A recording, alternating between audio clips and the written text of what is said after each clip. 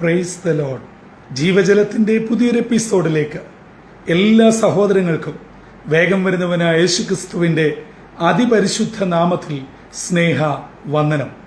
ഇന്ന് 2024 ഓഗസ്റ്റ് മാസം 22-ാം തീയതി വ്യാഴാഴ്ച. സ്വർഗത്തിലെ ദൈവത്തിന്റെ അളവറ്റ കൃപയാൽ നാം ഏവരും ഒരു പുതുദിനത്തിലേക്ക് പ്രവേശിച്ചിരിക്കുന്നു.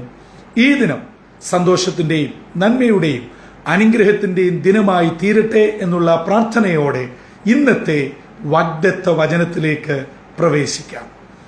ഇന്ന് ജീവജലത്തിൽ കൂടി പ്രോമിസ് വേഴ്സായി നമുക്ക് ലഭിച്ചിരിക്കുന്ന എസ്രായുടെ പുസ്തകം 3-ാം അധ്യായം 13-ാം വാക്യം. The book of Ezra chapter 3 verse 13 നാം ഇപ്രകാരം വായിക്കുന്നു: അങ്ങനെ ജനത്തിൽ സന്തോഷഘോഷത്തിന്റെ ശബ്ദവും കരച്ചിലിന്റെ ശബ്ദവും തമ്മിൽ തിരിച്ചറിയുവാൻ കഴിയാതെയിരുന്നു. ജനം അത്യുച്ചത്തിൽ ഘോഷിച്ചതുകൊണ്ട് ഘോഷം ബഹുദൂരം കേട്ടു. ഇസ്രയേൽ ജനം 70 വർഷത്തെ ബാബേൽ പ്രവാസത്തിന്റെ അവസാന ഘട്ടത്തിൽ എത്തുകയാണ്.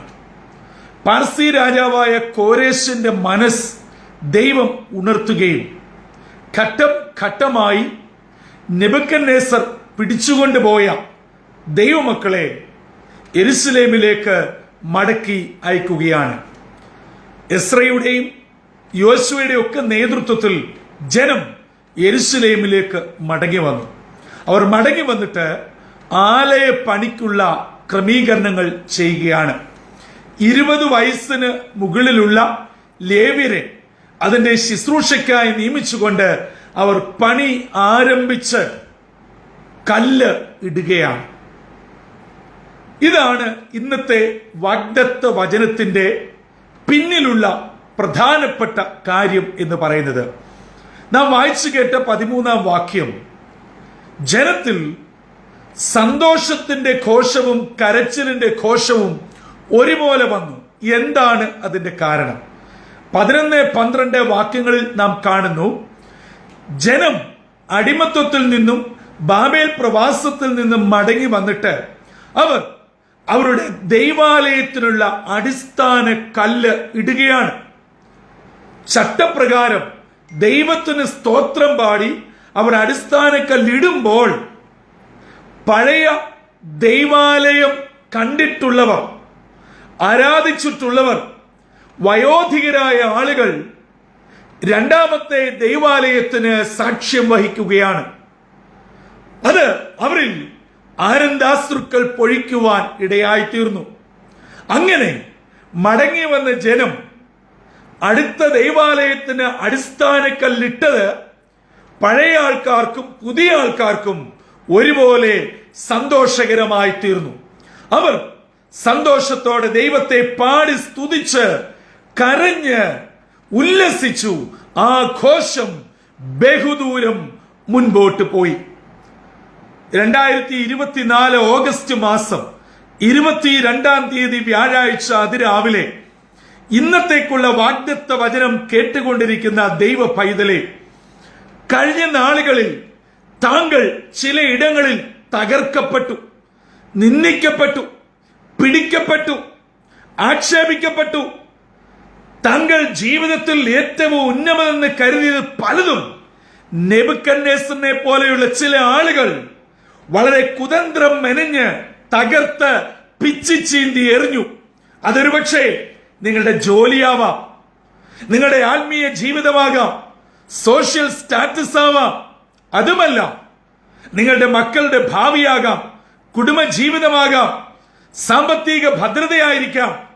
ചില നിയമക്കുരുക്കുകൾ നിങ്ങൾക്കെതിരെ എറിഞ്ഞ് നിങ്ങൾക്ക് വരേണ്ടുന്ന വിഹിതമുള്ള ന്യായമുള്ള വസ്തുവകകളോ എന്തുമായിക്കൊള്ളാം. നിങ്ങളുടെ ആത്മീയ ജീവിതത്തിലെ സ്ഥാനമാനങ്ങളാവാം. പലതും നിങ്ങളിൽ നിന്നും എടുത്തു കളഞ്ഞു, പിച്ചു ചീന്തി കളഞ്ഞു. എന്നാൽ ഇന്നത്തെ വാഗ്ദത്ത വചനം പറയുകയാണ്, ദൈവ പൈതലേ, നിന്നിൽ നിന്ന് നഷ്ടമായതൊക്കെയും നിനക്ക് മടക്കി തന്ന് പുതിയൊരു അടിസ്ഥാനമിടുന്ന ദൈവം ജീവിക്കുന്നുണ്ട്. ആ അടിസ്ഥാനമിടുന്നത് കാണുമ്പോൾ സന്തോഷത്തിന്റെയും സ്തോത്രത്തിന്റെയും കരച്ചിൽ. അതെ, സങ്കീർത്തനക്കാരൻ പറയുന്നു, കരഞ്ഞുകൊണ്ട് വിതയ്ക്കുന്നവർ ആർപ്പോടെ കൊയ്യും. ഈ നാളുകളിൽ ചില വിഷയത്തിനു വേണ്ടി വ്യാകുലപ്പെട്ട മനം നൊന്ത് കരയുന്ന പ്രിയ പിതാവേ, മാതാവേ, സഹോദരി, സഹോദരങ്ങളെ, നിങ്ങളുടെ കരച്ചിലിന് നിശ്ചയമായും തമ്പുരാൻ മറുപടി നൽകും. നിങ്ങൾക്കൊരു പുതിയ അടിസ്ഥാനം ഇടുവാൻ കർത്താവ് നിശ്ചയമായും പുതുവഴിയെ തുറക്കും. മറ്റുള്ളവർ കാണെ സാക്ഷ്യത്തിനായി ഒരു വലിയ അത്ഭുതം നിങ്ങളുടെ ജീവിതത്തിൽ സ്വർഗത്തിലെ ദൈവം ചെയ്യുക തന്നെ ചെയ്യും, നിശ്ചയം. ആ സന്തോഷം, ആ സന്തോഷത്തിന്റെ കണ്ണുനീർ, അതെ, അതിന്റെ ആഘോഷം ബഹുദൂരം പോകുവാൻ നാളിനെയും വിദൂരമല്ല. നിങ്ങളുടെ കണ്ണുനീരിനും സങ്കടത്തിനും ഉപവാസത്തിനും നിശ്ചയമായും ആ വിഷയം എവിടെയാണ്? നിങ്ങളോടൊപ്പമുള്ള കുഞ്ഞുങ്ങളുടെ വിവാഹകാര്യമാണോ? ജോലി കാര്യമാണോ? നിങ്ങളെ വിട്ട് വിദൂരങ്ങളിലായിരിക്കുന്ന കുഞ്ഞുങ്ങളുടെ നിലനിൽപ്പിന്റെ വിഷയമാണോ? അവരുടെ വിസ സംബന്ധമോ ജോലിയിലുള്ള പ്രശ്നങ്ങളോ നിയമക്കുരുക്കുകളോ? എന്താണ് നിങ്ങളെ അലട്ടുന്ന പ്രശ്നം?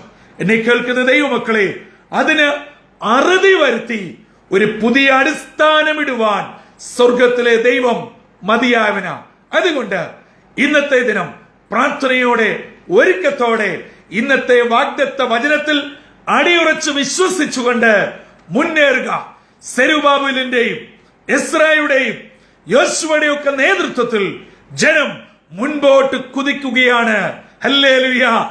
സ്വർഗത്തിലെ ദൈവം തന്റെ ജനത്തിന് വേണ്ടി വഴിയൊരുക്കിയാൽ ആർക്കും അതിനെ തടയുവാൻ കഴിയുകയില്ല.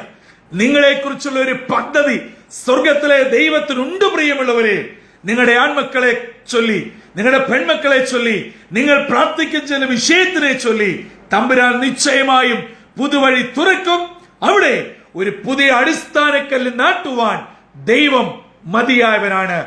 അങ്ങനെ നിങ്ങളെ അനുഗ്രഹത്തോടെ ജയോത്സവമായി മുൻപോട്ട് കൊണ്ടുപോകുവാൻ സർവശക്തനായ ദൈവം നിങ്ങളെ തുണയ്ക്കട്ടെ. നിങ്ങളുടെ കണ്ണുനീരിനെ ദൈവം മാനിക്കട്ടെ.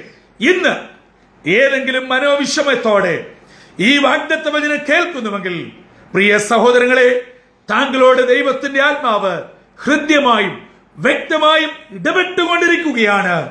നിങ്ങളെ തന്നെ സമർപ്പിക്കുക. അപ്പാ, എന്റെ ജീവിതത്തിൽ ഇന്ന് ഒരു പുതിയ അടിസ്ഥാനക്കല്ല് ഇടണമേ. എന്നെ നിന്ദിച്ചവരുടെ മുമ്പിൽ, പഴിച്ചവരുടെ മുമ്പിൽ ഇവൻ ഉയരുകയില്ല എന്ന് വിരൽ ചൂണ്ടി ആവർത്തിച്ചു ഉറക്കെ പ്രഖ്യാപിച്ചവരുടെ മുമ്പിൽ ഒരു വലിയ അത്ഭുതമായി, ഒരു സാക്ഷ്യമായി അവിടെ തന്നെ ഉയർത്തണം, വളർത്തണം. അങ്ങേക്ക് വേണ്ടി നടുതലയായി ലെബാനോനിലെ ദേവദാരു പോലെ നിലകൊള്ളുവാൻ ഇതാ ഞാൻ എന്നെ തന്നെ സമർപ്പിക്കുന്നു എന്നുള്ള പരിപൂർണ വിനയത്തോടും സമർപ്പണത്തോടും ഇന്നത്തെ ദിനം നമുക്ക് ആരംഭിക്കാം. സ്വർഗത്തിലെ ദൈവം നിങ്ങളേവരെയും അനുഗ്രഹിക്കട്ടെ. ഇന്നത്തെ നിങ്ങളുടെ യാത്രകൾ, ആവശ്യങ്ങൾ, നിയമ ആവശ്യങ്ങൾ, വിദ്യാഭ്യാസ ആവശ്യങ്ങൾ, കുടുംബ ആവശ്യങ്ങൾ, ജോലി ആവശ്യങ്ങൾ, സകലത്തിന്മേലും സർവശക്തനായ ദൈവം ഇടപെട്ട് ഒരു പുതിയ അടിസ്ഥാനമിട്ട് അതിന്മേൽ ഒരു വലിയ പണി ചെയ്തെടുക്കുവാൻ സർവശക്തനായ ദൈവം തുണയ്ക്കട്ടെ. അതിന് നമുക്കൊന്നിച്ച് പ്രാർത്ഥിക്കാം. തലകളെ വണക്കാം. ദൈവകരങ്ങളിൽ പരിപൂർണമായി സമർപ്പിക്കാം. ഞങ്ങളെ സ്നേഹിക്കുന്നവനായ ദൈവമേ, സ്വർഗീയ പിതാവേ, ശാന്തവും മനോഹരമായ പുതിയ പ്രഭാതത്തിനായി ഞങ്ങൾ അങ്ങേ സ്തുതിക്കുന്നു.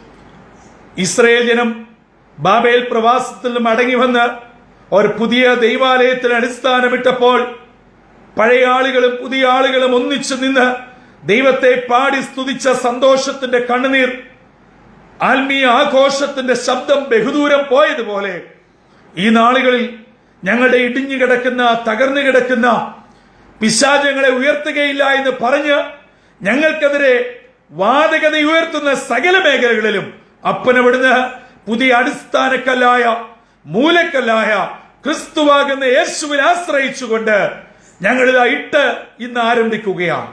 ദൈവപ്രവൃത്തി വെളിപ്പെടണം. ഞങ്ങളുടെ കുഞ്ഞുങ്ങളെ, കുടുംബങ്ങളെ, പ്രാർത്ഥന ആവശ്യങ്ങളെ സ്വർഗം മാനിക്കണം. എല്ലാ നന്മകളും അനുഗ്രഹങ്ങൾ കൊണ്ട് പൊതിയണം. യേശുവിൻ നാമത്തിൽ അപേക്ഷിക്കുന്നു. കൃപയോടെ കേൾക്കുമാറാകണമേ. ആമീൻ, ആമീൻ, ആമീൻ. പ്രിയ ദൈവമക്കളെ, ഇന്ന് നാം വചനത്തിൽ നിന്ന് കേട്ടതുപോലെ സ്വർഗത്തിലെ ദൈവത്തിൽ ആശ്രയിച്ച് പ്രാർത്ഥനയോടെ പുതിയ അടിസ്ഥാനം ഇടുക. നിശ്ചയമായും സ്വർഗത്തിലെ ദൈവം കരുണ കാണിക്കും, പണിയും. പാതാള ഗോപുരങ്ങൾ നമ്മെ തൊടാതെ വണ്ണം തമ്പുരാൻ അതിനെ വളർത്തട്ടെ, ഉയർത്തട്ടെ. ദൈവരാജ്യത്തിന്റെ കെട്ടുപണിക്കായി നമ്മെ ഉപയോഗിക്കട്ടെ. അങ്ങനെ ഇന്നത്തെ ദിനം എല്ലാ അർത്ഥത്തിലും പുതുക്കത്തിന്റെയും സന്തോഷത്തിന്റെയും വിജയഘോഷത്തിന്റെയും വിജയത്തിന്റെയും സ്തോത്രത്തിന്റെയും സന്തോഷാശ്രുക്കൾ വീഴുന്ന ഒരു ധന്യദിനമായി തീരട്ടെ. അതിന് ദൈവത്തിന്റെ പരിശുദ്ധാത്മാവ് നമ്മെ ഏവരെയും ഒരുക്കുകയും ചെയ്യുമാറാകട്ടെ. കർത്തൃ ശുശ്രൂഷയിൽ നിങ്ങൾക്കൊപ്പം brother Santhosh Kodukulanji. God bless you all.